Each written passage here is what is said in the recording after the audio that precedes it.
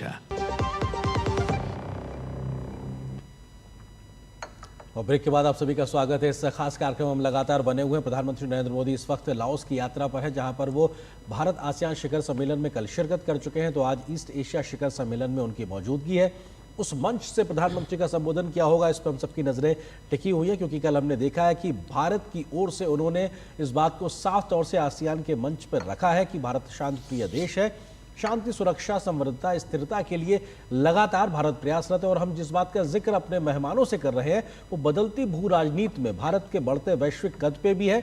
बदलते भू राजनीतिक परिदृश्य में भारत की विदेश नीति का जो संतुलन है, जिसमें हम सभी के साथ में मिलकर आगे बढ़ने को तैयार है। क्योंकि जो बात अभी हमारे मेहमान कह रहे थे कि प्रधानमंत्री ने भी कई बार वैश्विक मंच से कहा है कि भारत की पहले विदेश नीति होती थी कि सभी से समान दूरी रखो, लेकिन प्रधानमंत्री अब कहते हैं कि सभी से समान नजदीकी बना के चलो और हम सबके साथ हैं, और खासतौर से शांति और व्यवस्था के पक्षधर हैं। तो खास मेहमान हमारे साथ लगातार बने हुए हमारे सहयोगी अजय मिश्र भी लाओस से प्रधानमंत्री की इस यात्रा को कवर कर रहे हैं। मिस्टर प्रभुदयाल जी, अगर हम आपसे समझना चाहें इस बात को लेकर कि जो एक बदलती भू राजनीतिक परिस्थिति है, जिसमें रूस यूक्रेन संघर्ष को लेकर और अभी हम इजराइल ईरान के तनाव को लेकर भी लगातार हम देख रहे हैं, जब इस प्रकार की अस्थिरता से स्थिरता और जो संघर्ष से शांति के समाधान की ओर जब बात होती है, तो अब दुनिया भारत की ओर कई बार देखती नजर आती है। और मैं देखा है कि इतनी मुखरता से शांति की बात करना और ये कह देना कि साहब ये युद्ध का समय नहीं है, ये शांति का समय है, ये एक तरीके से किसी वैश्विक नेता में अगर हिम्मत दिखाई तो वो प्रधानमंत्री मोदी है। आपको लगता है कि प्रधानमंत्री मोदी की इस वैश्विक मंच पे जो मौजूदगी है उसको किस तरीके से देखा जाए और भारत के नजरिए को कैसे देखा जाना चाहिए? पहली बात तो ये है कि प्रधानमंत्री मोदी जी का जो स्तर है इस वक्त विश्व में वो बहुत ऊंचा है और वो किसी के पक्ष में नहीं है। मतलब ये नहीं कि एक साइड है और दूसरे के खिलाफ है, नहीं। देखिए, भारत क्वाड का मेंबर है तो साथ साथ ब्रिक्स का मेंबर भी है, और भारत की इंपॉर्टेंस इतनी बढ़ गई है कि बार बार प्रधानमंत्री मोदी जी को G7 समिट में भी गेस्ट की तरह बुलाया जाता है। तो ये बात स्पष्ट होती है कि भारत का जो वैश्विक रोल है वो इतना बढ़ गया है और इतना अहम हो गया है कि किसी भी इस तरह के इंटरनेशनल गैदरिंग जिसमें बड़े बड़े देश अपनी पॉलिसीज का इजाद कर रहे हैं, उसमें भारत का शामिल होना वो समझते हैं कि उनके लिए अच्छा है। इसके साथ साथ देखिए, प्रधानमंत्री मोदी जी की आउटरीच कितनी ज्यादा। पिछले साल वो जून में चीफ गेस्ट की तरह से, मतलब स्टेट गेस्ट अमेरिका गए। उसके बाद वो फ्रांस में गेस्ट ऑफ ऑनर होके इंडिपेंडेंस डे परेड में गए थे। तो ऐसा क्यों? क्योंकि उनका स्टेचर इतना हाई है और इंडिया की इंपॉर्टेंस अब इतनी ज्यादा बढ़ गई है, खास तौर पे जब ये इतने संकट का समय है कि देखिए रशिया यूक्रेन में जो लड़ाई है वो थमती नजर नहीं आ रही। इजराइल और हमास की लड़ाई अब फैलती जा रही है, हिजबुल्लाह के साथ हो गई है। अब डर है कि शायद ईरान के साथ भी लड़ाई बढ़ जाए, बिल्कुल हमारे समीप आ जाएगी इस तरह से। पाकिस्तान जो है वो तो वैसे ही बहुत कमजोर सा देश है, फाइनेंशियली बहुत वीक है, और वहां पर बहुत तरह तरह के लड़ाई झगड़े मचे हुए हैं, जैसे पश्तून इंडिपेंडेंस के लिए भी और बलूच इंडिपेंडेंस के लिए भी, और वहां पर पॉलिटिकल पार्टीज में इतना तनाव है। तो हम नहीं चाहते कि हमारे क्षेत्र में तनाव बढ़े, हम चाहते हैं कि शांति हमारे पूरे रीजन में आए, और न सिर्फ हमारे रीजन में बल्कि दूसरे रीजन में भी जहां लड़ाई झगड़ा छिड़ा हुआ है वो शांति वहां उसकी जगह है। तो हमारी हर तरह से कोशिश है। प्रॉब्लम यह है कि जो यूएन सिक्योरिटी काउंसिल जिसका ये रोल है, उसकी रिस्पॉन्सिबिलिटी है कि शांति बहाल करे, वो पूरी तरह से बटा हुआ है, इनकेपेबल है, इनकॉम्पिटेंट है, और वो अपना रोल नहीं पूरा कर पा रहा है, जिसकी वजह से जगह जगह जो लड़ाइयां हैं ये रुक नहीं पा रही हैं और शांति बाहर नहीं। बिल्कुल शांति की बात मुकुल कर रहे हैं। तो इस वक्त एक अपडेट भी है, वो ये कि प्रधानमंत्री नरेंद्र मोदी की लाओस में तमाम इन बैठकों से इतर अमेरिका के विदेश मंत्री एंटनी ब्लिंकन से भी मुलाकात हुई है। और इस मुलाकात के दरमियान प्रधानमंत्री मोदी ने अमेरिका में जो मिल्टन हरिकेन है, जो तूफान है, उसकी वजह से जो तमाम लोगों की जान माल का नुकसान हुआ है, उसके लिए अपनी संवेदनाएं भी व्यक्त की है। तो निश्चित तौर से हम जानते हैं कि जब इस प्रकार के मंच पे बड़े बड़े नेताओं की मौजूदगी होती है तो ऐसी साइडलाइन मुलाकातों का दौर भी चलता है। और प्रधानमंत्री नरेंद्र मोदी की अमेरिका के विदेश मंत्री के साथ में ये एक साइडलाइन, एक मुलाकात, जिसमें प्रधानमंत्री ने भारत की ओर से हरिकेन मिल्टन से हुए जान माल के नुकसान पर संवेदनाएं भी व्यक्त की हैं। तो और अपने आप में एक मौका होता है कि अनौपचारिक तौर से बातचीत का भी, उस बातचीत के दरमियान उन्होंने इस बात का जिक्र किया। मुकुल जी बिल्कुल, और खासतौर से क्योंकि जब हम एक तरीके का संदेश जो है वो पूरे विश्व को देते हैं शांति का, उसके साथ साथ प्रोफेसर स्वर्ण सिंह, शांति, सुरक्षा और स्थिरता जो है वो कहीं ना कहीं एक उसकी कवायद लगातार नज़र आती है प्रधानमंत्री जहाँ भी जाते हैं। और लेकिन जो अभी मुद्दा यहाँ पे जिसका जिक्र किया प्रभु दयाल जी ने, कि जब हम UN सुरक्षा परिषद की बात कर रहे हैं खास तौर से, तो उसमें भी किस तरह का बदलाव होना चाहिए, उसमें भी रिफॉर्म की बात हाल ही में प्रधानमंत्री ने कही थी। बिल्कुल, केवल संयुक्त राष्ट्र में ही नहीं बल्कि अन्य जितने भी संस्थान हैं जो दूसरे विश्व युद्ध के बाद बनाए गए थे, उनमें लगातार सुधार और परिवर्तन की ज़रूरत है। ये पूरा विश्व इस पर एक मत है जी। पर अलग अलग संस्थानों में एक तरह से क्या वो सदस्य जो जिनको कुछ खास वोट का वेट है, जैसे इंटरनेशनल मॉनेटरी फंड में या वर्ल्ड बैंक में कुछ देशों का ज़्यादा वेटेज है वोटिंग को लेकर, जैसे अमेरिका का 25% वेटेज है, और कोई भी सुधार वहाँ लाना हो तो उसमें 76% आपको सहमति चाहिए जी। तो जब तक अमेरिका सहमत नहीं होगा तो कुछ बदलाव नहीं आप कर सकते। इस तरह का तौर तरीका वहाँ बनाया गया है जी। उसी तरह से संयुक्त राष्ट्र संघ की सुरक्षा परिषद में भी 5 सदस्यों को, जो स्थायी सदस्य हैं, उनको वीटो पावर है, उनकी मर्जी के बगैर आप कुछ बदलाव नहीं ला सकते। तो ये मंशा पूरे विश्व की है कि सुधार लाना चाहिए, परिवर्तन आना चाहिए, पर शायद ये हो नहीं पा रहा है, या कहें कि हैसियत नहीं या मंशा भी नहीं कह सकते हैं। आपको रुकना चाहेंगे विनम्रता से, क्योंकि कुछ तस्वीरें भी हमारे पास में लगातार आ रही हैं, उनका हम रुख कर लेते हैं, क्योंकि हम जिस बात का जिक्र कर रहे थे, प्रधानमंत्री नरेंद्र मोदी ने तमाम नेताओं के साथ में इस दरमियान मुलाकात की है। तो हम ये देख सकते हैं कि न्यूजीलैंड के प्रधानमंत्री से एक तरीके से मुलाकात हुई, और ये अमेरिका के विदेश मंत्री हैं एंटनी ब्लिंकन, उनसे मुलाकात हुई, इसका हमने जिक्र किया। वियतनाम, लाओस, जहाँ पे लगातार ये मुलाकात हुई है और ये मुलाकातों का दौर भी लगातार चल रहा है। और प्रधानमंत्री मोदी, जिनको हमने देखा कि अभी अमेरिका के विदेश मंत्री के साथ उनकी साइडलाइन मुलाकात, और न्यूजीलैंड के प्रधानमंत्री से भी उनकी साइडलाइन मुलाकात, ईस्ट एशिया समिट का ये फोरम, जिसकी ये तस्वीरें आप देख सकते हैं। यहाँ पर 10 आसियान देशों के साथ साथ मौजूदगी है 8 उन देशों की, जिसमें भारत, अमेरिका, ऑस्ट्रेलिया, जापान जैसे, चीन जैसे तमाम देश मौजूद हैं। और ये तस्वीर है अमेरिकी विदेश मंत्री एंटनी ब्लिंकन के साथ प्रधानमंत्री मोदी की, जहां पर प्रधानमंत्री मोदी ने हरिकेन मिल्टन से हुए अमेरिका में जान माल के नुकसान पर विस्तार से यह कहा जाए अपनी बात रखी है, और संवेदनाएं भी जताई हैं कि आखिर किस तरीके से वहां पे जो नुकसान हुआ है भारत उसके साथ खड़ा हुआ है। बिल्कुल, और इन तस्वीरों में भी हम देख सकते हैं प्रधानमंत्री नरेंद्र मोदी जो कि अपनी लाओस यात्रा पर हैं, और इस दौरान उन्होंने पूर्वी एशिया शिखर सम्मेलन से अमेरिकी विदेश मंत्री एंटनी ब्लिंकन से मुलाकात की। न्यूजीलैंड के प्रधानमंत्री से बातचीत करते हुए भी नजर आए प्रधानमंत्री नरेंद्र मोदी। क्रिस्टोफर लुक्सन जो न्यूजीलैंड के प्रधानमंत्री हैं, मुकुल जी बिल्कुल, और उसके साथ साथ क्योंकि जब लगातार हम बात करते हैं कि भारत जो है वो ना सिर्फ अपने देश को कैसे प्रगति पथ पर लेके चलना है, कैसे विकास करना है, उसको विकसित में तब्दील करना है, बल्कि विश्व कल्याण को लेकर भी लगातार हम कहते हैं कि प्रतिबद्धता अपनी दोहराता हुआ नजर आता है। और उसी कड़ी में इस सम्मेलन से ये तस्वीरें भी आप देख सकते हैं, जो न्यूजीलैंड के प्रधानमंत्री हैं उनसे बातचीत करते हुए नजर आए प्रधानमंत्री नरेंद्र मोदी। तो अमेरिकी विदेश मंत्री से भी उन्होंने बातचीत की, और जैसा कि आरिंद आप जिक्र कर रहे थे कि अमेरिका में जो कैटेगरी 5 का तूफान आया था मिल्टन, उसको लेकर भी जाहिर तौर पर यहाँ पे बातचीत शायद की गई होगी, क्योंकि शांति हर स्तर पर किस तरीके से बनी रह सकती है, मानवता कल्याण जो है वो सर्वोपरि है, और उसके लिए अलग अलग जो खासतौर से कारक हैं, बिंदु हैं, उन पर लगातार चर्चाएं होती हैं।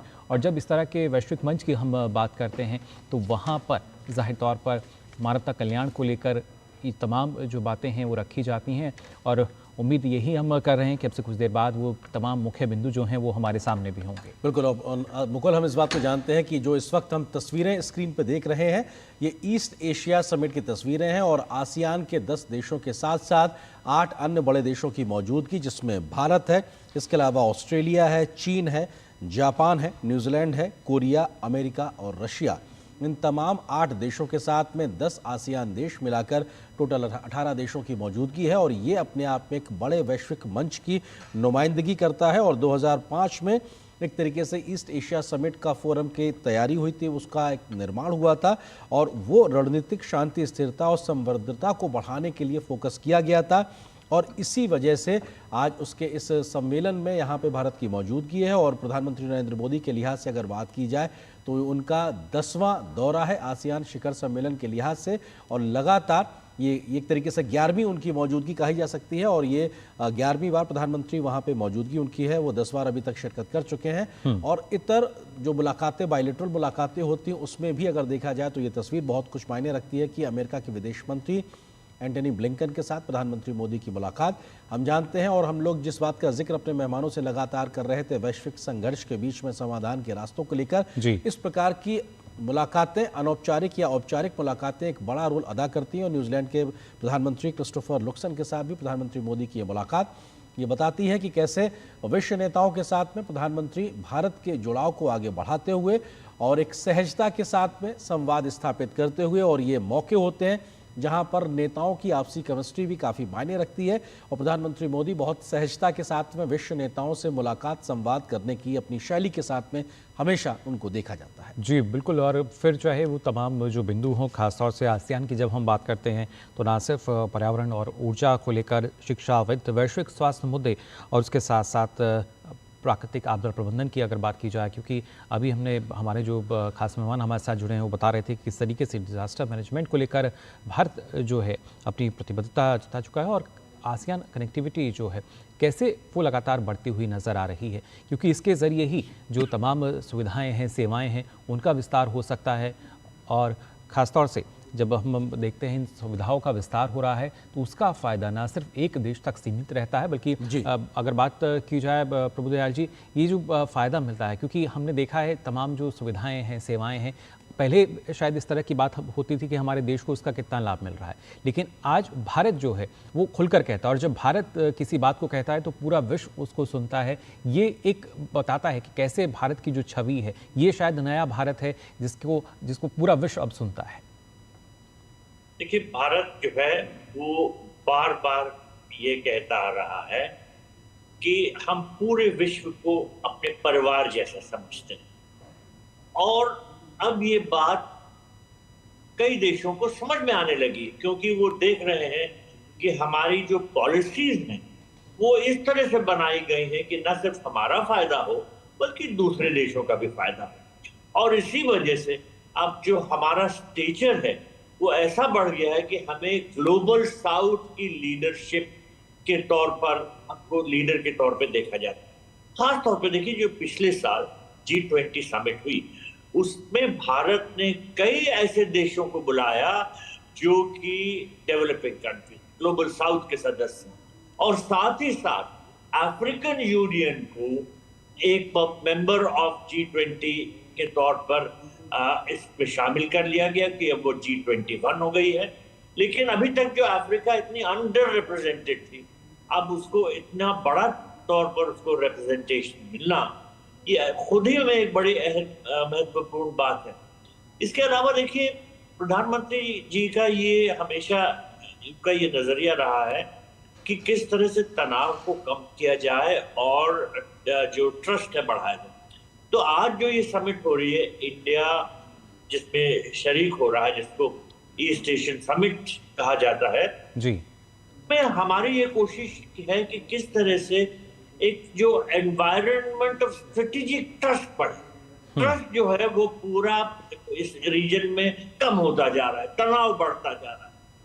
तो तनाव कम किया जाए और ट्रस्ट बढ़ाया जाए, यही हमारी कोशिश है। और हमारी ओवरऑल पॉलिसी जो इस ईस्ट एशिया समिट पे हमारी शिरकत से जाहिर होती है वो यही है कि हम ट्रस्ट पे बहुत जोर दे रहे हैं। बिल्कुल, भरोसा जो है वो लगातार कायम रहे और विश्वास जो है वो ज़ाहिर तौर पर दिखता भी है। अजय, आपसे भी समझना चाहेंगे, क्योंकि जिस तरीके से आप पहले बता रहे थे इंडो पैसिफिक की अगर बात की जाए, कहीं ना कहीं वर्चस्व को लेकर चाइना और अमेरिका की जब हम बात करते हैं, लेकिन उसके बावजूद कई स्थितियों में हमने देखा अमेरिका किस तरीके से सपोर्ट करता है और इंडो पैसिफिक को लेकर भी एक तरह का सहयोग जो है उसके लिए अपनी प्रतिबद्धता जो है काफ़ी बार दोहराई है।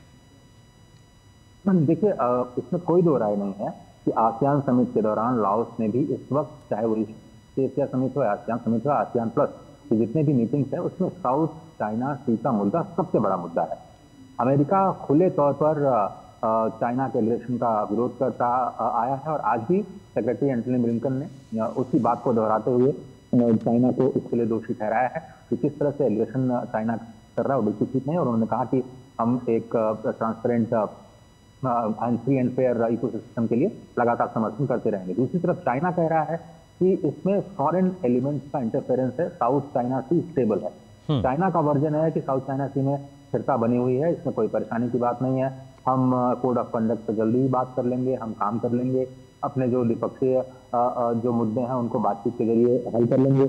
और इसमें फॉरेन एलिमेंट इंटरफेयर कर रहे हैं, बिना नाम लिए चाइना ने ये कहा है। स्पष्ट तौर पर पूरी दुनिया जानती है कि अमेरिका इस इंटरफेरेंस को लीड कर रहा है। जब एंटनी ब्लिंकन खुले तौर पर ये कहते हैं कि चाइना का जो एग्रेशन है वो बिल्कुल ठीक नहीं है और उसको अपने पांव पीछे करने चाहिए, तो इसमें कोई दो राय नहीं है। कोड ऑफ कंडक्ट पे अंतिम सहमति बन पाएगी ये नहीं लाओस में, ये बड़ा गंभीर मुद्दा है और बड़ा विषय है। मुझे नहीं लगता कि आज की समिट के दौरान कोई अंतिम कोड ऑफ कंडक्ट पर सहमति बनती है जी। लेकिन नेक्स्ट ईयर जो मलेशिया में जब ये आसियान समिट की चेयरमैनशिप जाएगी, उसमें ये उम्मीद की जा सकती है कि कुछ हल निकले। और ऐसे में शायद हमारे जो एक्सपर्ट हैं वो मलेशिया की भूमिका को लेकर के कुछ प्रकाश डाल सकते हैं कि जब ये जो आसियान समिट हैंडओवर की जाएगी अगले साल मलेशिया को लेकर के, तो मलेशिया की जो पोजीशन है विज़ चाइना वो किधर लेकर के जाएगी आसियान देशों की जो नीतियां हैं साउथ चाइना सी को लेकर के। तो ये समझना बड़ा इंटरेस्टिंग होगा अपने मेहमानों से कि मलेशिया की क्या भूमिका होगी, क्योंकि मलेशिया में चाइनीज इन्वेस्टमेंट बढ़ा है, सेमीकंडक्टर को लेकर के बड़े निवेश आए हैं, रियल एस्टेट किया है। और अभी आपने देखा होगा कि मलेशिया और भारत के रिश्तों में भी कुछ थोड़े से बदलाव देखने को मिले हैं। तो भारत के कॉन्टेक्स्ट में ये समझना थोड़ा सा जरूरी होगा कि मलेशिया कैसे आगे लेकर के जाता है अगले साल इस आसियान। बिल्कुल जी। अजय, आप हमारे साथ बने रहिए और हमारे साथ इस बीच में खास मेहमान भी और जुड़ रहे हैं, लेकिन तब तक एम्बेसडर प्रभुदयाल जी आपका रुख करते हैं और समझना चाहेंगे कि इस वक्त जो हम तस्वीरें दिखा रहे हैं जिसमें प्रधानमंत्री मोदी ईस्ट एशिया शिखर बैठक के मंच से इतर उनकी तमाम विश्व नेताओं से जो मुलाकात हो रही है, इस प्रकार की जो मुलाकातें होती हैं उसका एक असर क्या होता है? हम कई बार अनौपचारिक तौर से भी किसी विषय पर जब बात करते हैं उसके भी कई बार तात्कालिक या दूरगामी परिणाम देखने को मिलते हैं। आपका अपना एक लंबा अनुभव रहा है इस प्रकार की बैठकों में शिरकत करने को लेकर, आप अपने अनुभव से किस प्रकार से इन बैठकों को देखते हैं और समझते हैं? देखिए, जो हाई लेवल मीटिंग होती है उससे जितनी जल्दी और जितना ज्यादा अचीव किया जाता है वो ये नॉर्मल डिप्लोमेटिक लेवल्स पे कभी नहीं हासिल हो सकता। आप साल भर मेहनत करते रहें और कुछ ना कुछ अड़चने जो हों, लेकिन हाई लेवल की जो मीटिंग होती है उस पर ये इमीडिएटली डिसाइड किया जा सकता है कि इन अड़चनों को किस तरह से हटाया जाए। तो प्रोग्रेस बहुत ज्यादा तेज होती है हाई लेवल इंटरैक्शन से। तो प्रधानमंत्री मोदी जी का भी ये जोर उन्होंने दिया है कि किस तरह से हाई लेवल इंटरैक्शन को बढ़ाएं।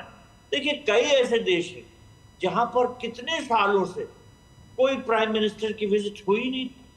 मैं दुबई में कौंसल जनरल रह चुका था, वहां इंदिरा गांधी जी की विजिट हुई थी 1981 में और उसके बाद कोई प्राइम मिनिस्टर वहां गया ही नहीं।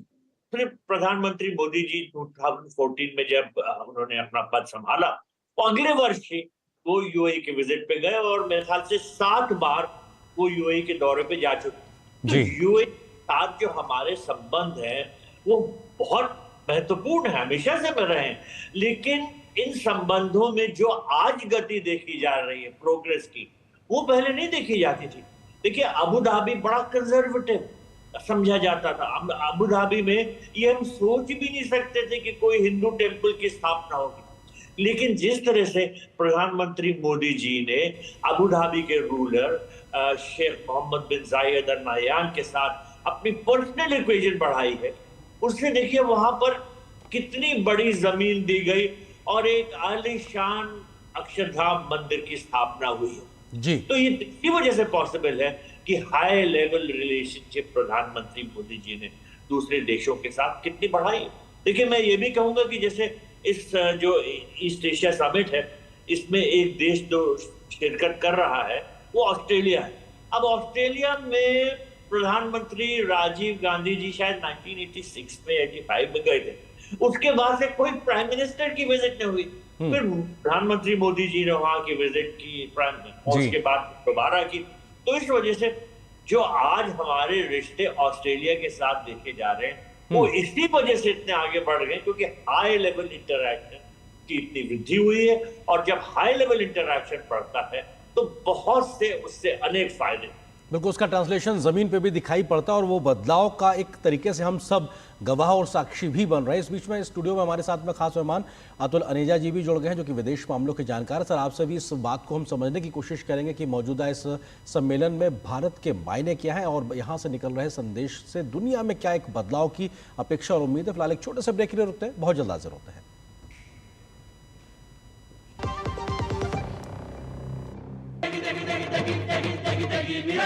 MDH की देगी मिर्च, देगी मिर्च का तड़का, अंग अंग फड़का। MDH की देगी मिर्च। बेटियां घर की रौनक हैं, बेटियां घर संवारती हैं, बेटियां पीढ़ियां सजाती हैं, बेटियां घर की बुनियाद कहलाती हैं। बेटियों को सलाम करता है मोंगिया स्टील, स्टील का बादशाह। हाथ धोकर आते हैं। साबुन की जगह हैंड वॉश। मोहन का प्रमोशन हो गया क्या? सैवलॉन हैंड वॉश तो हमारा रोज का है। सिर्फ 10 रुपए में 200 ml हैंड वॉश बनाओ। Savlon powder to gel hand wash, germ से बचाए, शान बढ़ाए। Hey girls, congratulations. आज तो पार्टी चाहिए। पहले चैंपियन के साथ सेल्फी लेंगे। आइडिया, यही करते हैं पार्टी। Pizza party. ये चल अपना कार्ड और पिन दे। मेरे कार्ड की डिटेल्स मैं खुद ही डालूंगी। आरबीआई कहता है अपना पिन, ओटीपी, सीवीवी या इंटरनेट बैंकिंग पासवर्ड किसी के साथ शेयर ना करें। ऑनलाइन बैंकिंग सिर्फ अपने कंप्यूटर, मोबाइल और सिक्योर नेटवर्क से करें।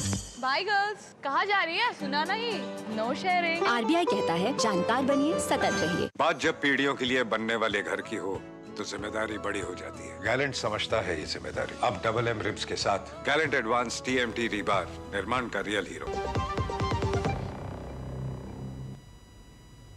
ब्रेक के बाद आप सभी का स्वागत है। इस खास कार्यक्रम में हम लगातार बात कर रहे हैं प्रधानमंत्री नरेंद्र मोदी के लाओस दौरे की। और अभी जब हम इस वक्त यहाँ चर्चा कर रहे हैं तो लाओस में वहाँ पर वियतनाम में वहाँ पे बैठक चल रही है ईस्ट एशिया समिट की और प्रधानमंत्री नरेंद्र मोदी की वहाँ पे मौजूदगी है। हमारे साथ में अतुल अनेजा जी भी जुड़ गए हैं, विदेश मामलों के जानकार। सर, हम क्या अपेक्षा कर सकते हैं क्योंकि इस मंच से भारत क्या अपनी बात रखेगा और दुनिया किस तरीके से यहाँ से एक संदेश देने की कोशिश होगी इस मंच के सदस्यों के माध्यम से?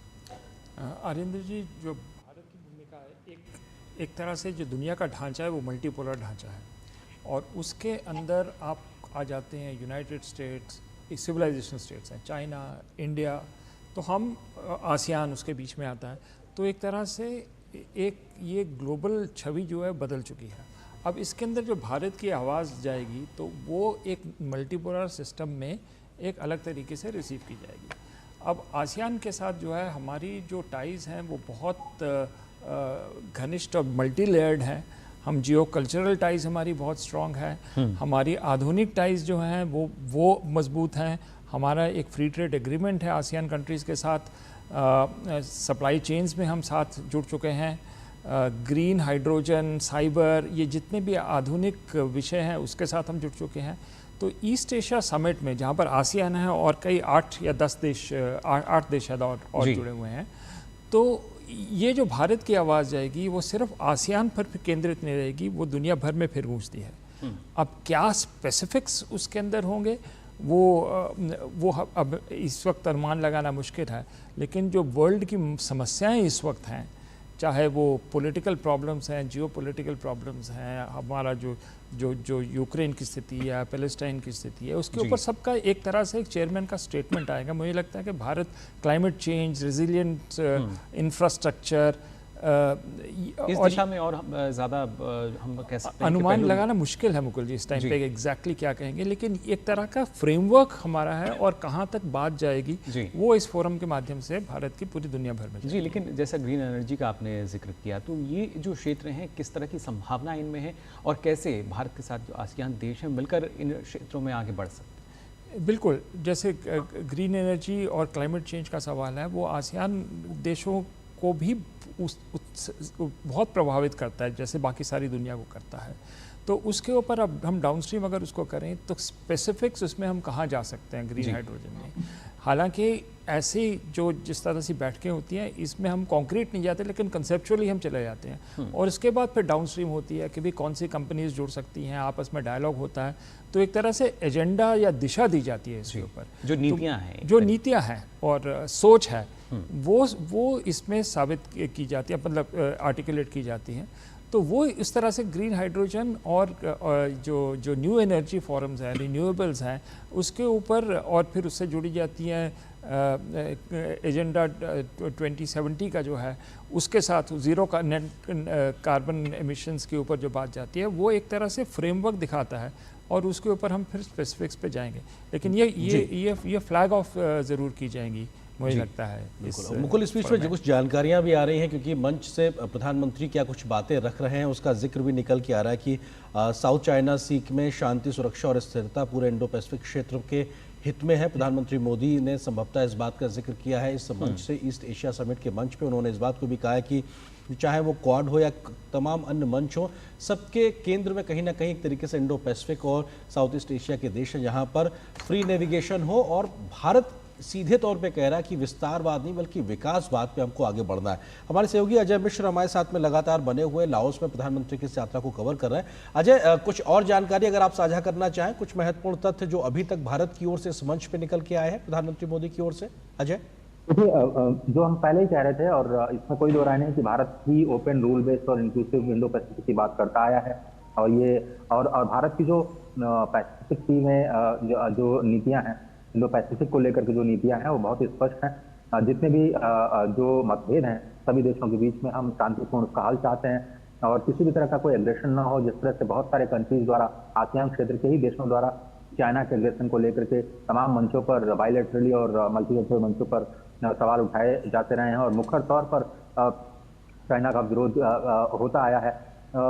ऐसे में आसियान एज ए ब्लॉक की क्या भूमिका होती है उसको रेखांकित करते हुए शायद प्रधानमंत्री नरेंद्र मोदी इस बात को कहना चाहेंगे कि कैसे पूरे क्षेत्र में शांति को स्थापित करने के लिए आसियान एज ए ब्लॉक उसमें मदद कर सकता है, कैसे भारत उसमें अपनी एक प्रभावी भूमिका निभा सकता है। तो जिस तरह से आपने देखा कि चाहे हम अमेरिका के सेक्रेटरी ब्लिंकन के साथ मुलाकात करते हैं तो वही अप्रोच हमारा जो सभी देशों के साथ रहता है, क्योंकि गरीब देश में अगर कोई आपदा आती है तो भी हम सहायता के लिए तुरंत फर्स्ट रिस्पॉन्डर के रूप में सामने आते हैं और हमने दिखाया है अपने विदेश नीति के इसको केंद्र में रखते हुए कि कैसे मानवीय सहायता में भारत एक फर्स्ट रिस्पॉन्डर के तौर पर जाना जाता है और ये छवि बन चुकी है भारत की विश्व बंधु की।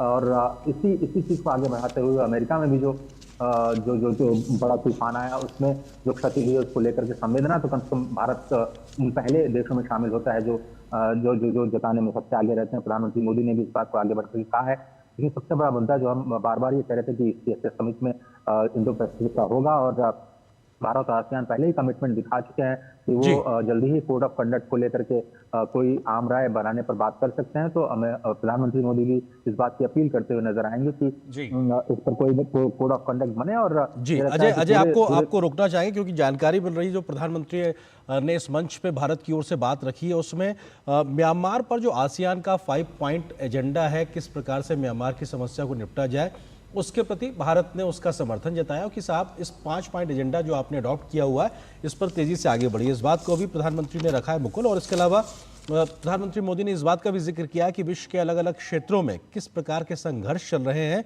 उसका बड़ा एक नकारात्मक प्रभाव, नेगेटिव इम्पैक्ट पड़ा है ग्लोबल साउथ के देशों पे जो अपेक्षाकृत विकसित या अविकसित देश हैं या विकासशील देश हैं। तो ऐसे में उन पर एक बड़ा उसका दुष्प्रभाव पड़ा है। तो उससे बचने के लिए उन्होंने सीधे तौर पर जिक्र किया और ये भी कहा कि भारत लगातार कहता रहा है कि ये युद्ध का समय नहीं है, हम बुद्ध की धरती से आते हैं, हम शांति की बात करते हैं। इस बात को भी प्रधानमंत्री ने एक बार फिर से ईस्ट एशिया समिट के इस मंच से दोहराया है। प्रधानमंत्री ने साफ तौर से कहा कि विश्व बंधु के दायित्व को निभाते हुए भारत इस दिशा में हर संभव सहायता करने की बात करता है, यानी शांति स्थापना के लिए भारत लगातार आगे बढ़ने की बात करता है। तो मुकुल, ये बहुत महत्वपूर्ण है।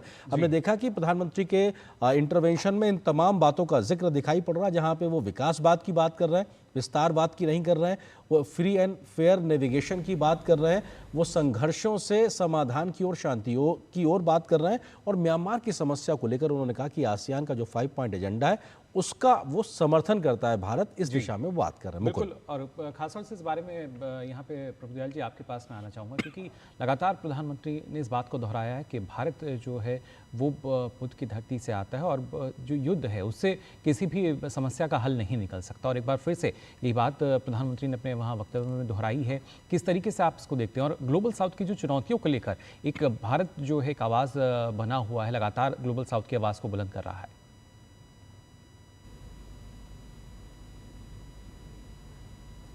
प्रभुदयाल जी, आवाज नहीं आई जी।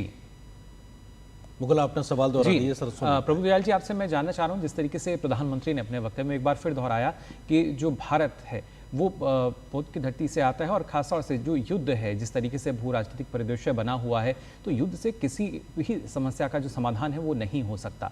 और खासतौर से उन्होंने बताया कि कैसे जो ग्लोबल साउथ है उसके लिए चुनौतियां जो हैं वो बढ़ रही हैं। तो एक बार फिर से ग्लोबल साउथ की जो आवाज़ है उसको बुलंद करता भी नजर आ रहा है भारत। ये बिल्कुल, जैसा मैंने पहले भी अपने डिस्कशन में कहा था कि भारत तो हमेशा से इस बात पे जोर दे रहा है कि ये युद्ध का समय नहीं। प्रधानमंत्री मोदी जी ने कई बार ये कहा, और आज के जो वैश्विक हालात हैं उनके संदर्भ में ये बात तो बहुत महत्वपूर्ण है ही। रशिया यूक्रेन का वॉर थमता नहीं नजर आ रहा है, इजराइल और हमास के बीच में जो युद्ध छिड़ा था वो फैलता जा रहा है। तो ये युद्ध का समय तो है ही नहीं, क्योंकि अगर युद्ध छिड़ेगा और बढ़ेगा तो जो विश्व में जो प्रोग्रेस की हम कल्पना कर रहे हैं वो कहां से हो सकती है। तो मेरे विचार में ये जो ईस्ट एशिया समिट है ये एक ऐसी अपॉर्चुनिटी, ऐसा मौका है जब ये जो 18 बहुत महत्वपूर्ण देश हैं ये मिल के बैठें और ये इस पे विचार करेंगे कि किस तरह से शांति और उसके साथ प्रोग्रेस, प्रॉस्पेरिटी इस इंडो पैसिफिक रीजन में आगे बढ़ सकती है, उस पर कोई रुकावट ना पड़े। देखिए, रुकावटें बहुत सी हैं जो सामने नजर आती आ रही, जैसे ताइवान का मसला तो है ही, और इतना तनाव बढ़ चुका है इस पे कि ऐसा लगने लगा था कि युद्ध छिड़ने ही वाला है। इसके अलावा देखिए, जापान और चीन के बीच में टेरिटोरियल डिस्प्यूट्स हैं शिनकाकू आइलैंड को लेकर जी। फिर वियतनाम और चाइना के बीच में, फिलीपींस और चाइना के बीच में, और ब्रुनेई और चाइना के बीच में भी कुछ टेरिटोरियल वाटर्स को लेके। तो इसकी जो सबसे फंडामेंटल कॉज है इसका, वो चाइना का एक्सपेंशनिज्म, जो टेरिटोरियल एक्सपेंशन कर रहा है चाइना धीरे धीरे करके साउथ चाइना सी में अपना जो टेरिटोरियल जोन है वो बढ़ाता जा रहा है। तो इससे दूसरे देशों को बहुत परेशानी हो रही है। तो ये ईस्ट एशिया समिट एक ऐसा मौका है जब इस पे बातचीत हो सकती है कि जो टेंशन बढ़ाना ये बहुत नुकसानदेह हो सकता है, और जरूरी ये बात है कि किस तरह से शांति पूरी तरह से बहाल रहे और किसी तरह से इस शांति को किसी खतरा ना पहुंचे। तो भारत तो इस बात पे फिर से जोर देगा, it is not an era of war, जो हमारे प्रधानमंत्री जी बार बार कहते आ रहे हैं, और अपनी बात ये पेश करेगा कि क्या किस तरह से रीजन में प्रॉस्पेरिटी बढ़ाई जा सकती है, और जो रियल चैलेंजेस हैं जैसे क्लाइमेट रिलेटेड या टेक्नोलॉजिकल एडवांसेस रिलेटेड, क्योंकि पूरी टेक्नोलॉजी की एडवांसमेंट यहाँ पूरे क्षेत्र में नहीं हो पा रहा, तो किस तरह से इन रुकावटों को हटाया जाए और विकास का पीपल टू पीपल रिलेशनशिप बढ़े और तनाव का। बिल्कुल, ये महत्वपूर्ण चीज़ है। और इस वक्त की बड़ी खबर यही है कि लाओस में ईस्ट एशिया शिखर सम्मेलन के मंच पर प्रधानमंत्री नरेंद्र मोदी ने भारत की ओर से एक बार फिर से दुनिया के सामने इस बात को रखा है कि ये युद्ध का समय नहीं है, बल्कि संघर्षों से समाधान की ओर आगे बढ़ने के लिए शांति स्थापना का समय है और भारत इस प्रकार की शांति स्थापना के लिए हर संभव मदद देने के लिए तैयार है। एक बार फिर से वैश्विक मंच से भारत की ओर से प्रधानमंत्री ने इस बात को साफ तौर से रखा है। साथ ही साथ जिन प्रमुख बिंदुओं का जिक्र उन्होंने कहा है कि जो इंडो पैसिफिक रीजन है वहां पे इंडियन पैसिफिक ओशन इनिशिएटिव जो भारत का है वो लगातार इस बात को लेकर रहा है कि कैसे फ्री नेविगेशन हो, शांति, सुरक्षा, समृद्धता इस पूरे क्षेत्र में हो। भारत इसका लगातार पक्षधर रहा है। उन्होंने साउथ चाइना सी के क्षेत्र में भी शांति, स्थिरता और दुनिया का जो रूल बेस्ड नियम इकोनॉमी के हैं उस दिशा में आगे बढ़ने की बात कही। साथ ही साथ फ्री एयर स्पेस की भी बात इस बात के जिक्र में उन्होंने कही और साथ ही साथ कहा प्रधानमंत्री मोदी ने कि भारत विस्तारवाद का नहीं बल्कि विकासवाद का पक्षधर है और म्यांमार के मसले पर भी आसियान ने 5 पॉइंट एजेंडा जो अडॉप्ट किया था उस दिशा में कैसे भारत ने समर्थन एक बार फिर से जताया है। साथ ही साथ ये कहना कि युद्ध का समय नहीं, ये अपने आप में बड़ी चीज है। अतुल अनेजा जी, इस बात को फिर से प्रधानमंत्री का इस वैश्विक मंच से कहना, संघर्षों के बीच शांति स्थापना के लिए, समाधान के लिए भारत तैयार है और युद्ध से बचने की जरूरत है। अरिंदर जी, ये बहुत ही महत्वपूर्ण स्टेटमेंट है क्योंकि अब एक भारत एक पीस मेकर के रोल में आ चुका है और प्रधानमंत्री ने ये बार बार यही भारत की जो बदलती छवि है उसको प्रमाणित किया है। सबसे पहले हम देखते हैं कि जब जैसे ये पहले प्रधानमंत्री रूस गए, रूस के बाद फिर वो यूक्रेन गए, तो यूक्रेन युद्ध के समाधान एक ग्लोबल प्लेटफॉर्म के ऊपर भारत की आवाज़ पहुंचाई कि हम इसको रिजॉल्व करने में मदद कर सकते हैं। फिर अगर आप देखें जो यूएस डायस्पोरा से जो बात की थी, जब प्रधानमंत्री का जो यूएस का विजिट था, उसमें भी प्रधानमंत्री ने कहा कि दुनिया की अब कोई भी समस्या ऐसे होगी विश्व शांति को लेके तो भारत उसमें एक रोल प्ले करेगा। और आज ये तीसरी बार है जो ईस्ट एशिया मंच में जो भारत ने फिर से, प्रधानमंत्री ने फिर से यही चीज़ दोहराई है कि हम सिर्फ, उन्होंने रेखांकित नहीं किया कि क्या कॉन्फ्लिक्ट्स हैं कि लेकिन भारत उसका समाधान करने, सहयोग करने के लिए तैयार है। तो भारत की एक तरह से role as a peace maker एक बार फिर स्टेटमेंट में सामने आती है।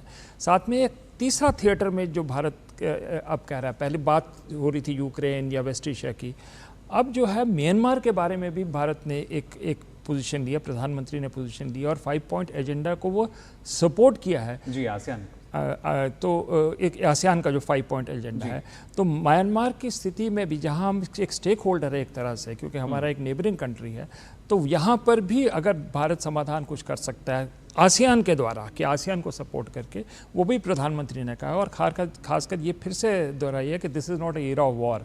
तो ये एक तरह के मूल मंत्र भारत का जो है वो एक तरह फिर से दुनिया के सामने रखा गया है ईस्ट एशिया फोरम के माध्यम से। जी, वही एक शांति का मंत्र जो है जिसे आप मूल मंत्र कह रहे हैं वो रखा गया और सीधे तौर पर उनका कहना यही है, यूरेशिया हो या पश्चिम एशिया, जल्द से जल्द जो शांति है वो होनी चाहिए क्योंकि भारत लगातार शांति का पक्षधर रहा है। और इससे इतर अगर देखें, खासतौर से अजय आपसे भी जानना चाहूँगा, और भी कुछ खास पहलू हैं जो इस दौरान निकल कर आ रहे हैं, क्योंकि अब सीधे तौर पर अगर देखा जाए प्रधानमंत्री नरेंद्र मोदी का कहना यही है कि भले ही तमाम जो चुनौतियां चल रही हैं लेकिन इनका जो समाधान है वो हमें ढूंढना होगा, उस पर हमें काम करना चाहिए। बिल्कुल सही कहा आपने। और जिस तरह से हम लगातार ये कह रहे थे कि साउथ चाइना सी का मुद्दा और उस पर भारत की जो इंडो पैसिफिक नीति है, free and free open rule based और इंक्लूसिव इंडो पैसिफिक की, उसको एक बार फिर से रेखांकित किया है। म्यांमार पर अभी तक पहली कोई वक्तव्य भारत की तरफ नहीं आया था, लेकिन अब आधिकारिक तौर पर प्रधानमंत्री ने जो 5 पॉइंट एजेंडा है जिसमें कहा गया है कि तुरंत वहां पर जो हिंसा है उसको समाप्त किया जाना चाहिए, एक पीसफुल सोल्यूशन निकाला जाए और सक्रिय डायलॉग के जरिए आसियान की तरफ से स्पेशल एनवाय भेजा जाए पूरे डायलॉग प्रोसेस को मेडिएशन के लिए। आसियान ह्यूमैनिटेरियन असिस्टेंस दे म्यांमार को और स्पेशल एनवाय म्यांमार में विजिट करके वहाँ पर जो स्थायी समाधान है उसके लिए प्रयास करिए। जो 5 सूत्रीय कार्यक्रम है इसको लेकर के माना जा रहा है कि जो थाईलैंड है वो दिसंबर में भी कुछ मीटिंग कर सकता है और भारत ने उसको पूरा समर्थन दिया है। तो उम्मीद यही, जिसको भारत लगातार बार कहता रहा है कि क्षेत्र में शांति को बढ़ावा देने के लिए भारत जो कुछ भी कर सकता है अपनी तरफ से प्रयास करेगा। तो भारत को लगता है कि आसियान ने जो ये 5 सूत्रीय कार्यक्रम दिया है वो म्यांमार में शांति स्थापित करने के लिए काफी है और उसको भारत पूरी तरह से समर्थन करता हुआ नजर आया है। इसके अलावा साउथ चाइना सी की बात करें तो अमेरिका जिस तरह से म्यांमार की क्राइसिस और साउथ चाइना सी के पॉइंट को लेकर के बिल्कुल ये मन बना करके आया था कि इन्हीं दोनों मुद्दों पर हमें खुल करके बात करनी है और खासतौर पर रूस यूक्रेन संघर्ष के अलावा वो उसको तो बार बार उठाता ही रहता है उस मुद्दे को, लेकिन इन दोनों मुद्दों पर ही भारत ने बेबाकी से अपनी राय रखी है। और वैश्विक मुद्दों पर जिस तरह से अब भारत खुल करके अपनी जो इंडिपेंडेंट जो फॉरेन पॉलिसी है उसको बड़ी ही मुखर और साफगोई और पारदर्शिता के साथ मजबूती के साथ रखा हुआ नजर आ रहा है। एक बार फिर से प्रधानमंत्री ने ये स्पष्ट किया है कि शांति और सभी को साथ लेकर के चलने की जो प्रवृत्ति है, जो हमारे जो पॉलिसीज नेशनल लेवल पर हमने अडॉप्ट की है, वही विश्व को भी शांति और स्थायित्व प्रदान कर सकती हैं।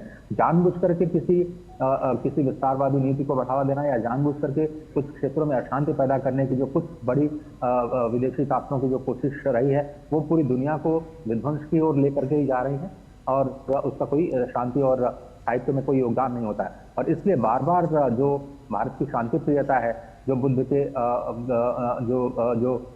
जो बुद्ध की अवधारणा है, सनातन अवधारणा जो भारत की है कि सभी को साथ लेकर के चला जाए, पूरे विश्व को एक परिवार मान करके चला जाए और सभी के कल्याण के लिए सब लोग मिल करके प्रयास करें, गरीबों की मदद करें, जो लाचार हैं उनकी ओर सहायता का हाथ आगे बढ़ाएं और किसी के भी दबाव में आकर के गलत चीज का साथ न दें। तो ये जो सनातन संस्कृति है वो अब आपको विदेश नीति के मोर्चे पर भी बहुत स्पष्ट दिखाई दे रही है और भारतीयता की झलक तो बिल्कुल दिखाई देती है प्रधानमंत्री के वक्तव्य में। एक मजबूत और एक पारदर्शी लोकतंत्र की जो ताकत है भारत की, और वो भी प्रधानमंत्री के आज इस समिट। बिल्कुल। और अजय, प्रधानमंत्री आप जिस बात का जिक्र कर रहे हैं उसको थोड़ा सा और विस्तार देते हो कि प्रधानमंत्री के वक्तव्य में, हालांकि तस्वीरें हमारे पास आएंगी उसका भी हम दर्शकों के साथ साझा करेंगे, लेकिन वक्तव्य की जानकारी जो आई है उसमें प्रधानमंत्री ने साफ तौर से कहा है कि संप्रभुता, क्षेत्रीय अखंडता और अंतर्राष्ट्रीय कानूनों का आदर करना आवश्यक है और मानवीय दृष्टिकोण रखते हुए डायलॉग और डिप्लोमेसी को प्रमुखता देनी होगी। तो ये भी संदेश प्रधानमंत्री ने इस वैश्विक मंच पे सीधे कहा है, जो दिखाता है कि राष्ट्रों की जो इंटीग्रिटी है, उनकी जो क्षेत्रीय अखंडता है, उसको हर देश को सम्मान करना चाहिए। एम्बेसडर प्रभुदयाल जी, आप इस स्टेटमेंट को किस तरीके से देखते हैं और खासतौर से इस मंच पे जहां पे हम तमाम उन देशों को देख रहे हैं जो विस्तारवादी सोच के साथ आगे बढ़ने की बात करते हैं, संघर्षों को बढ़ावा देना, तनाव को आगे बढ़ाने का एक तरीके से उनका अप्रोच होती है, उनकी फॉरेन पॉलिसी का हिस्सा होता है, वहां पर प्रमुखता और मुखरता से भारत की ओर से प्रधानमंत्री मोदी का कहना कि संप्रभुता और क्षेत्रीय अखंडता का सम्मान सबको करना चाहिए। एम्बेसडर प्रभुदयाल जी। देखिए, जैसा मैंने पहले भी कहा था, हमारा इस बात पर जोर है कि जो ईस्ट एशिया समिट है, इसका एक बहुत बड़ा उद्देश्य ये है कि एनवायरनमेंट ऑफ स्ट्रेटेजिक ट्रस्ट कायम होना जरूरी है। और ये एनवायरनमेंट स्ट्रेटेजिक ट्रस्ट का इस वक्त पूरी तरह से तहस नहस होता नजर आ रहा है, क्योंकि जैसा चीन का विस्तारवाद है और इससे जुड़े कुछ और समस्याएं हैं जिनकी वजह से ट्रस्ट नहीं कायम हो पा रहा। इसके विपरीत देखिए, जो भारत जिस बात पे जोर देता है वो हमारा जो सागर विजन, जो प्रधानमंत्री जी ने सागर विजन कायम किया कि security and growth for all in the region, ये बात भारत स्पष्ट बार बार करता आ रहा है। और मेरा ये मानना है कि प्रधानमंत्री जी इस बात पे जोर देंगे अपनी जो ये ईस्ट एशिया समिट की मीटिंग और जो बायलैटरल मीटिंग्स हो रही है उनकी, क्योंकि हमारा ये जो विजन है अगर ये शेयर किया जाए तो, और जो टेंशंस हैं, डिस्प्यूट्स हैं, उनको रोका जाए और ग्रोथ पे और सिक्योरिटी पे तवज्जो दी जाए। इसी में सब देशों का जो 18 के 18 देश इस ईस्ट एशिया समिट में शरीक हो रहे हैं, इनका इसी में फायदा है। ये नहीं कि सभी 18 के 18 देशों के विचार टोटली मिलते हैं। देखिए, एक तरफ तो रूस और चीन है, दूसरी तरफ अमेरिका, जापान। भारत की एक ऐसी सिचुएशन है कि वो दोनों पक्षों के साथ दोस्ती कायम करना चाहता है। अमेरिका के साथ भी अच्छे संबंध हैं, अब जैसे रूस के साथ भी हैं, चीन के साथ मैंने जैसे जिक्र किया था, वो बॉर्डर टेंशंस की वजह से और जैसे चाइनीज एक्सपेंशनिज्म है इकोनॉमिक एरियाज में भी, उनकी वजह से हमारा टेंशन बढ़े हुए। लेकिन हम तो अपनी तरफ से बार बार ये कोशिश करते आ रहे थे कि प्रधानमंत्री मोदी जी ने तो शी जिनपिंग को इतने इम्पोर्टेंस दी थी और अपने प्राइम मिनिस्टर बनने के फौरन बाद उनको यहाँ पर एक इतना अतिथि इम्पोर्टेंट गेस्ट बना के बुलाया था। और यानी एक बेहतर सामंजस्य बनाने के लगातार जो प्रयास हैं वो भारत करता रहा है और उसकी बानगी प्रधानमंत्री के वक्तव्य में भी नजर आती है। उनका सीधे तौर पर यही कहना है कि जो आतंकवाद भी है वो वैश्विक शांति अजय कुछ कहना चाहते हैं? जी अजय। आनंद, मैं सिर्फ ये सवाल उठाना चाह रहा हूं कि भारत की एक्ट ईस्ट पॉलिसी के केंद्र में हमने आसियान को रखा है और आज प्रधानमंत्री के संबोधन में ये कहना कि भारत के इंडो पैसिफिक रीजन में और क्वाड के सहयोग के केंद्र में भी आसियान। आप इन दोनों चीजों को मिला करके अपने मेहमानों के साथ हम ये समझना चाहेंगे कि इसका मतलब क्या है जब भारत ये कहता है कि एक्ट ईस्ट पॉलिसी जो भारत का इंडो पैसिफिक विजन है और क्वाड का जो सहयोग है उसके केंद्र में आसियान है, तो आसियान की भूमिका को आगे जाते हुए हम किस तरह से लेकर के जाने वाले हैं जी। और जो 5 सालों का जो एजेंडा आया है उसमें हम एक्ट ईस्ट पॉलिसी की शायद इसे एक सबसे बड़ी सफलता के रूप में देख सकते हैं। तो आसियान की सेंट्रलिटी को लेकर के ये जो कमेंट आया है कि क्वाड और इंडो पैसिफिक रीजन में आसियान को भारत सेंट्रलिटी यानी केंद्र बिंदु के रूप में देखता है, इसके क्या मायने? जी अतुल जी, मैं चाहूँगा अगर आप पहले इस पर अपना जवाब दें। देखिए, एक्ट ईस्ट पॉलिसी का जो सेंटर पीस है वो आसियान ही रहा है। ये एक्ट ईस्ट पॉलिसी का एक तरह से एक बुनियादी प्रिंसिपल रहा है और उसको प्राइम मिनिस्टर मोदी ने उसको दोहराया है और उसके अंदर हम जो कल 10 पॉइंट प्रोग्राम दिया गया था उसमें कैसे उसको आधुनिकता दी जाए, नए नए उसमें क्या क्या चीज़ें उसमें लाई जाएं, उसके बारे में एक विजन कल प्रधानमंत्री ने दिया था। तो वो आसियान सेंट्रलिटी वाली बात भारत पहले से कह रहा था, लेकिन उसको थोड़ा सा और विस्तार से और आधुनिक बनाया गया है जी। दूसरी बात हो रही है Indo Pacific oceans initiative IPOI, जिसके आपके अजय मिश्र कह रहे थे जी। ये जो IPOI है इसका लिंक जो है ये एलैबोरेट करता है सागर डॉक्ट्रिन को, security and growth for all in the region, जो प्रभुदयाल जी जिसके बारे में जिक्र कर रहे थे जी। तो ये अब इम्पॉर्टेंट है कि जो भारत का सागर डॉक्ट्रिन है, सागर डॉक्ट्रिन बाकी देशों से अलग है जिनके इंडो पैसिफिक विजन है, क्योंकि हम इसमें इंक्लूसिविटी की बात कर रहे हैं, growth for all in the region. जैसे प्रभुदयाल जी भी कह रहे थे, हम इस पे चाइना को डायरेक्टली कोई निशाना नहीं बना रहे कि हम आपकी कंटेनमेंट के लिए आ रहे हैं, हम सबको साथ लेकर चलेंगे। लेकिन साथ साथ आज का जो प्रधानमंत्री का स्टेटमेंट, उसमें इंटरेस्टिंग पॉइंट्स है कि भाई आप सॉवरेनिटी को एक्सेप्ट करिए। ये मुझे लगता है कि इसका इशारा चाइना की तरफ था कि जो आसियान के देश हैं इनकी सॉवरेनिटी, जहाँ पे भी इनके साथ टेरिटोरियल मैरीटाइम डिस्प्यूट्स हैं, उनको आप एक्सेप्ट करें सॉवरेनिटी को। और दूसरा जो इंटरनेशनल लॉ है उसको आप ज़रूर माने। इसमें भी मुझे लगता है कि चीन का इशारा है, क्योंकि इंटरनेशनल लॉ के अंदर आता है अंक्लॉस। अंक्लॉस ही जो एक है जो एक गाइडिंग प्रिंसिपल है, जिससे जो साउथ चाइना सी की समस्या है उसका समाधान हो सकता है। तो प्रधानमंत्री ने बड़ी साफ आज बात की है कि इंक्लूसिविटी से लेके हमें समाधान करना है, लेकिन साथ साथ जो प्रॉब्लम्स आ रही हैं वो भी बेहिचक उन्होंने दुनिया के सामने की है। लेकिन जो अप्रोच है वो कंस्ट्रक्टिव अप्रोच है, वो साथ लेके चलने वाली अप्रोच है। जी बिल्कुल, कंस्ट्रक्टिव अप्रोच है और बहुत साथ लेकर चलने वाली है। मिस्टर प्रभुदयाल जी, एक प्रधानमंत्री का जो अभी वक्तव्य हुआ है ईस्ट एशिया समिट के मंच पे, उसमें मैं एक टिप्पणी आपकी चाहता हूं। उन्होंने कहा कि साउथ चाइना सी की शांति, सुरक्षा और स्थिरता पूरे इंडो पैसिफिक क्षेत्र के हित में है। इस प्रकार के शब्दों के साथ में अपनी बात को प्रमुखता, मुखरता से रखना हम क्या पहले रखते थे या हमने अभी शुरुआत की इस प्रकार से अपनी बातों को रखना, और वो भी ऐसे मंच पे जहां सीधे तौर पे चीन की भी मौजूदगी है? इसको आप किस तरीके से देखते हैं और आपकी अपनी समझ इसको कैसे परिभाषित करती है? देखिए, ईस्ट एशिया समिट के मंच पे प्रधानमंत्री मोदी जी का ये स्पष्ट तौर पर कहना कि साउथ चाइना सी के संदर्भ में, उस कॉन्टेक्स्ट में जो तनाव, उनको सुलझाना जरूरी है और इन तनावों से बड़ा नुकसान हो रहा है, ये अपने में ही एक बहुत महत्वपूर्ण बात है, क्योंकि इससे ये इशारा साफ जाता है कि ये तनाव भाई कहाँ से पैदा हो रहे हैं। ये तो चीन की तरफ से हो रहे हैं। चीन की कुछ पॉलिसीज ऐसी रही हैं जिनसे तनाव बढ़ रहा है। एक तो देखिए, साउथ चाइना सी में उसने जो आइलैंड्स को मिलिट्री बेसिस में कन्वर्ट कर दिया। ये अनइनहैबिटेड आइलैंड्स थे, वहाँ कोई था नहीं, लेकिन कैसे धीरे धीरे चीन ने इनको डेवलप किया और वो बड़े खतरनाक मिलिट्री बेसिस हो गए। तो इन खतरनाक पॉलिसीज से पूरे रीजन में जो परेशानी फैली है उसको दूर करना बहुत जरूरी है। और प्रधानमंत्री मोदी जी ने अगर ईस्ट एशिया समिट के मंच पे ये बात साफ तरह से कही है, तो इससे चीन को समझना चाहिए कि बाकी जो देश हैं वो उसकी नीतियों से खुश नहीं है, परेशान है। और उसको अपनी नीतियों में कुछ परिवर्तन करना जरूरी है।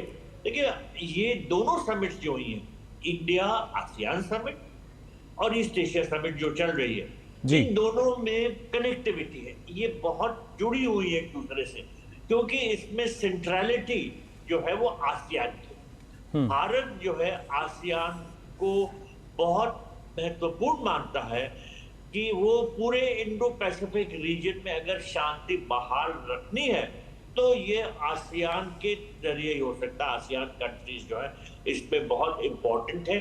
भारत चाहता है कि इनकी जो मैरिटाइम कैपेबिलिटीज हैं, टेक्नोलॉजिकल कैपेबिलिटीज हैं, ये बढ़ें ताकि ये अच्छा रोल प्ले कर सके सिक्योरिटी के संदर्भ में।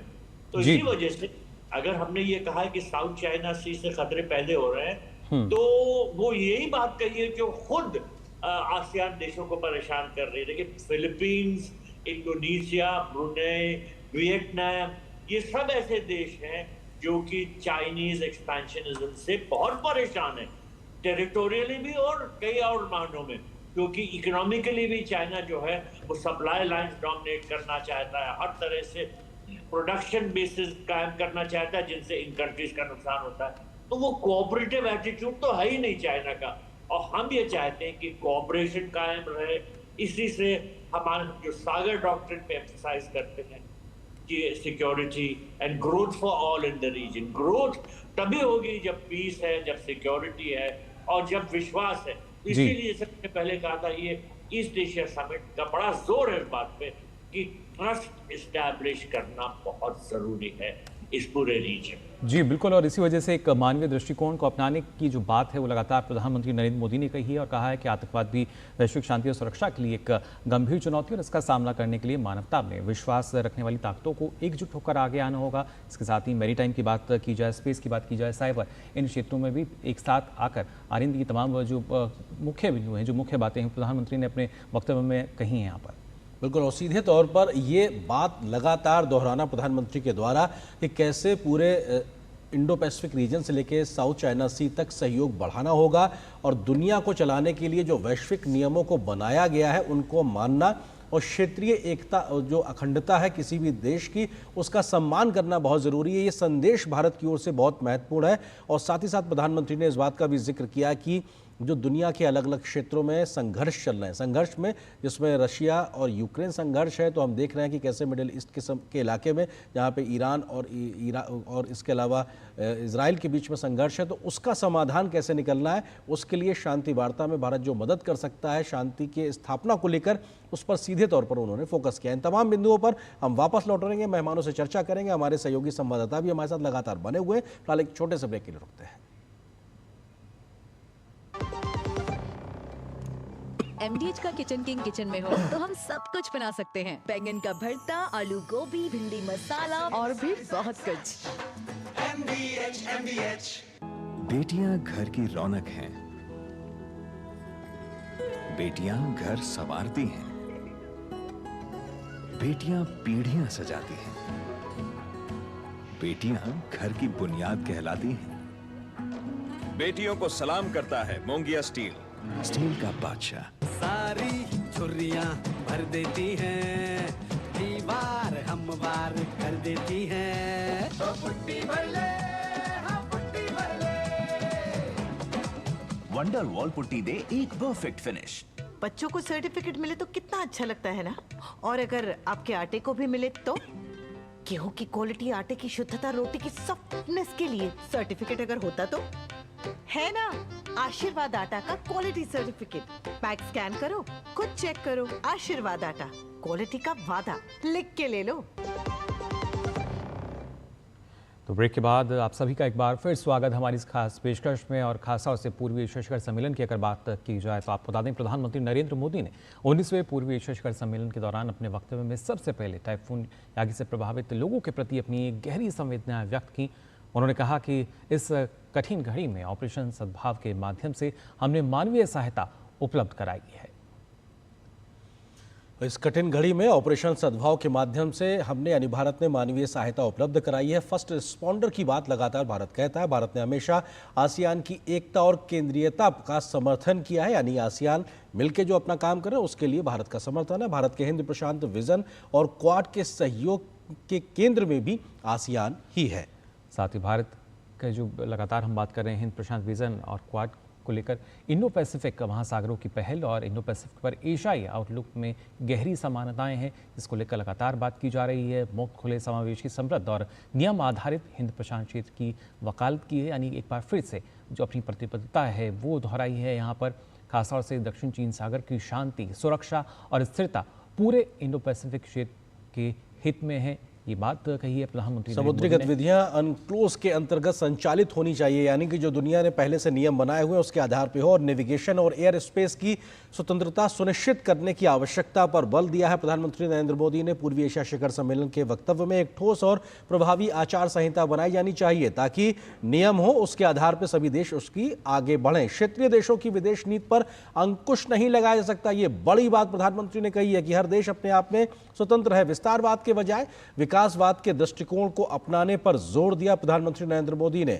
म्यांमार की स्थिति पर हम आसियान दृष्टिकोण का समर्थन करते हैं। 5 पॉइंट एजेंडे का समर्थन भारत ने एक बार फिर से किया। म्यांमार की स्थिति पर 5 बिंदुओं पर आम सहमति का भी समर्थन किया है प्रधानमंत्री नरेंद्र मोदी ने। और बिल्कुल, और खासतौर से मानवीय सहायता को बना रखना महत्वपूर्ण है, इसका जिक्र किया प्रधानमंत्री नरेंद्र मोदी ने। लोकतंत्र की बहाली के लिए उपयुक्त कदम भी उठाए जाने चाहिए, ये हर पहल पर हमने बात की है। साथ ही म्यांमार को अलग थलग करने के बजाय उसे जोड़ कर रखना चाहिए, ये बात प्रमुखता से उठाई गई।